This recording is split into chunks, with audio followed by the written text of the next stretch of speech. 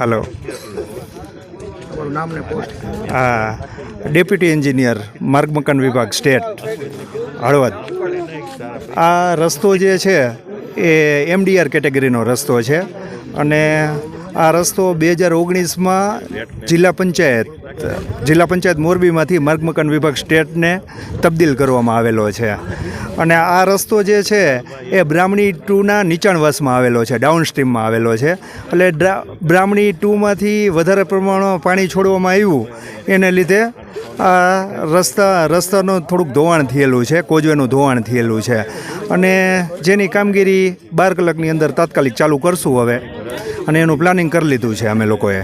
હકીકત આ રસ્તો જે છે એ પુલિયો બનશે કે હકીકત નહીં બને, શું કહેવાનું?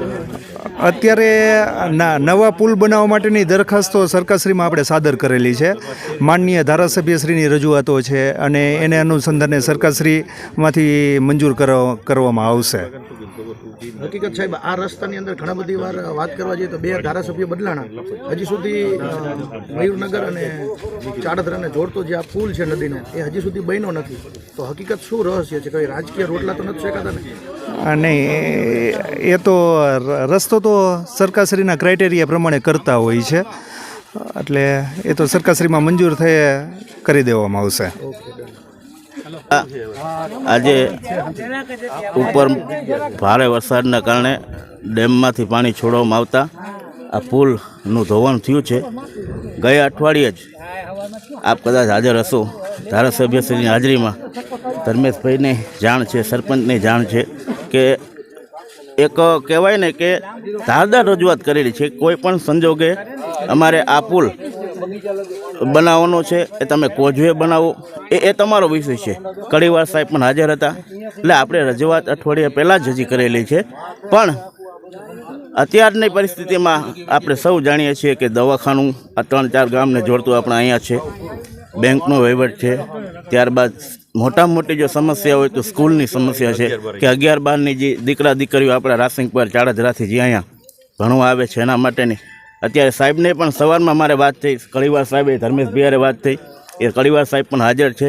અત્યારે પરિસ્થિતિમાં જે પણ થાય વૈકલ્પિક વ્યવસ્થા એ કરવા તૈયાર છીએ. પણ આપણે તો નવા પુલની માંગણી મૂકેલી છે અને સત્વરે એ નવો પુલ ઝડપથી મંજૂર થાય અને નવો પુલ બને એ જ અમારી. હળવદ તાલુકાનું મારું નામ છે બચુભાઈ દેવી પૂજક અને મયુરનગરના રહેવાસી છીએ અમે, આદુ અનાદિના. અને આ આદુ અનાદિથી આ માર્ગનો અમને પ્રોબ્લેમ નદીનો મોટા પાયે રહ્યો જ છે, પણ અત્યાર સુધીમાં કોઈ કામ હલ થયો નથી. પણ આ મહેરબાની કરીને અને તમે પત્રકારને કોઈ આગેવાનો થઈને આનો કંઈક હલ કરો તો બહુ સારી વાત કહેવાય. આ અત્યારે ઓછામાં ઓછા 10 દીકરીઓ બચી ગયું છે. ઘડીક થાત ભાગ ઉપરવાળા ભગવાનના કંઈક મહેરબાની હશેથી બચી ગયું દીકરીઓ બચાડ્યું, ને કે આ 3 ગામમાં અત્યારે હોગ થઈ ગયો હોત. આવો રસ્તો અત્યારે બેકાર છે. હવે આ નદીના ઓલા કાંઠે જવાયું નથી, કવાયું ન રહ્યું. આ ચાડધરના રાસિંગ પરના 2 ગામનો ભણતરવાળાને કેવડી તકલીફ છે. હવે એ કામ હળવદ ફરીને આવે તો થાય ને કામ ટીકર ફરીને આવે તો બાંકણ ભણીએ કે ન કે એમનું ભણતર બગડવાનું 8 વર્ષનું. તો આ તો કોને? આ સરકારને ધ્યાન દેવું પડે, આગેવાનોને ધ્યાન દેવું પડે. મારું નામ ભાવેશભાઈ પોલાભાઈ ચાવડા, હું ગામ મયુરનગરનો સરપંચ છું.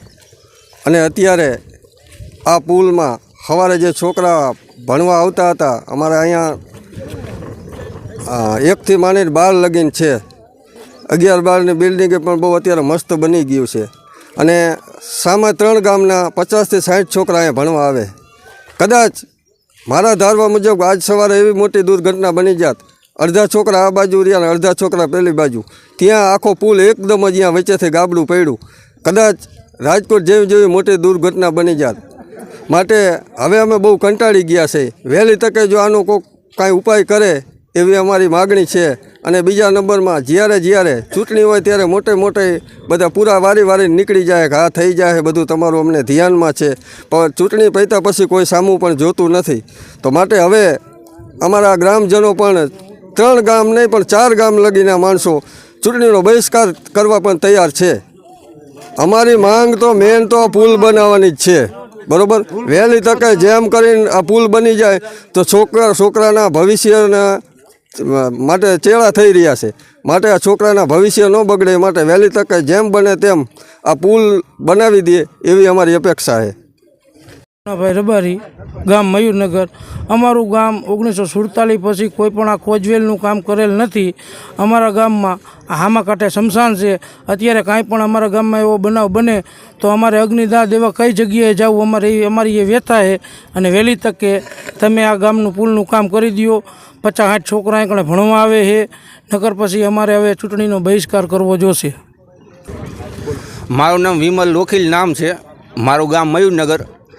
આ અમારે આ પુલ તૂટવાની શક્યતા વારંવાર રજૂઆત કરી છે, તોય છતાં કોઈ તંત્ર ધ્યાન દેતું નથી અને વારંવાર ચૂંટણી વખતે લોલીપોપ આપીને વહી જાય છે. અને અત્યારે અમે છોકરા, હું ટ્રેક્ટર લઈને જતો હતો, સામા કાંઠે મારું ટ્રેક્ટર પડ્યું છે અને હું ને મારો ભાઈ બે ગયા હતા. એમાં 10 મિનિટમાં સેકન્ડનો ફેર પડ્યો અને હું ટ્રેક્ટર મૂકીને સામા કાંઠે છોકરાનો જીવ બે બચાવ્યો. અને તે પછી મેં સરપંચને ફોન કર્યો. સરપંચથી આવી અમે પછી આ પુલ બંધ કરાવ્યો. બંધ કરાવીને અમે પછી આ કાર્યવાહી ચાલુ કરી અને તે પછી અમે અહીંયા પાણાની ગોઠવી દીધા. ગોઠવીને પછી વારંવાર રજૂઆત કરતાં કોઈ છતાં તંત્ર ધ્યાન દેતું નથી. અને જેદી આ ગામ વહીશું તે સિવાયનો આ પુલ હજી બન્યો નથી, શક્યતા નથી આ પુલની. અને આ શમશાન અમારે કોઈ પણ વિરુદ્ધ વહી જાય તો અમારે ક્યાં જવું હવે? અને અમારી 500 વીઘા જમીન છે સામા કાંઠે અને અમારે હવે શું કરવાનું? અમે કેના ઉપર જીવીએ હવે? કોઈ આવ્યું નથી, કોઈ પણ તંત્રએ ધ્યાન દીધું નથી અને કોઈ પણ હજી આવતા કોઈ છતાંય હજી કોઈ આવ્યું નથી અહીંયા કણે. અને વીડિયા અત્યારે જ્યાં અમે રજૂઆત કરી અને આવ્યા બરાબર,